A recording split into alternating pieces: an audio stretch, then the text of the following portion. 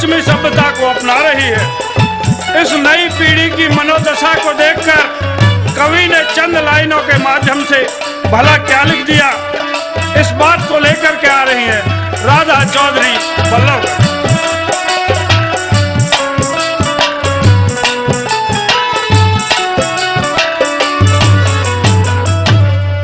हो गई भूल सभ्यता अपनी,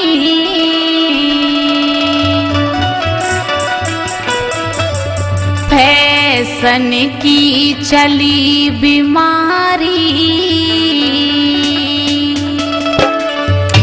हो घटने का काम नहीं से दिन पे दिन बढ़ती जारी, घटने का काम नहीं से दिन पे दिन बढ़ती जारी। गए भूल सभ्यता अपनी, फैशन की चली बीमारी, घटने का काम नहीं से दिन पे दिन बढ़ती जारी, घटने का काम नहीं से दिन पे दिन बढ़ती जारी।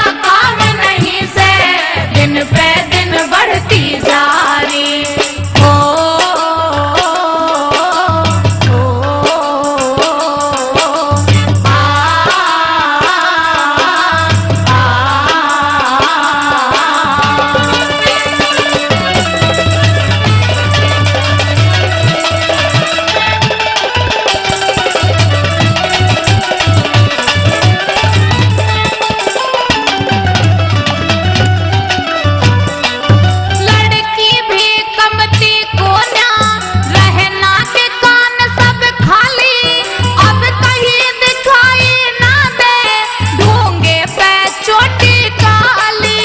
अब कहीं दिखाई ना दे ढूंगे पे चोटी काली। सब चले एक लारे में, सब चले एक लारे में, चाहे ब्याही हो या कुंवारी। घटने का काम नहीं से दिन पे दिन बढ़ती जा रही। घटने का काम नहीं से दिन पे दिन बढ़ती जा रही।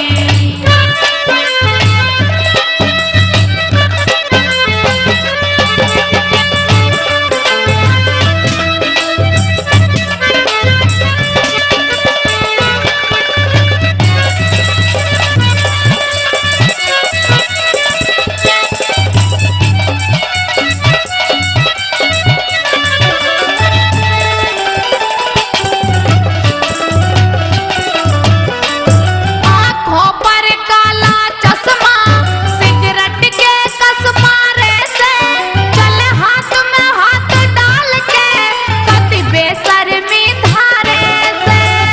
हाथ में हाथ डाल के कति बेशर्मी धारे से। रोजाना दोस्त बदलते, रोजाना दोस्त बदलते, करे लड़का लड़की यारी। घटने का काम नहीं से दिन पे दिन बढ़ती जा रही। घटने का काम नहीं से दिन पे दिन बढ़ती जा रही। श्री धर्मपाल सिंह 3100 रुपए से हमारी पार्टी का मान सम्मान करते हैं। भाई को बार बार धन्यवाद।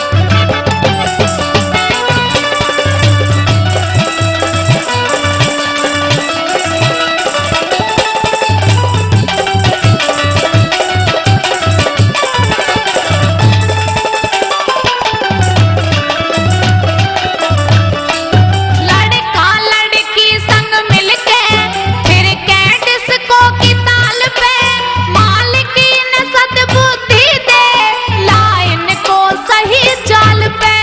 मालिकी ने सद्बुद्धि दे लाइन को सही चाल पे। करजीत राम डागर क्या, करजीत राम डागर क्या, है तेरी भी लाचारी। घटने का काम नहीं से दिन पे दिन बढ़ती जा रही। घटने का काम नहीं से दिन पे दिन बढ़ती जा रही। गए भूले सभ्यता अपनी, फैशन की चली बीमारी। घटने का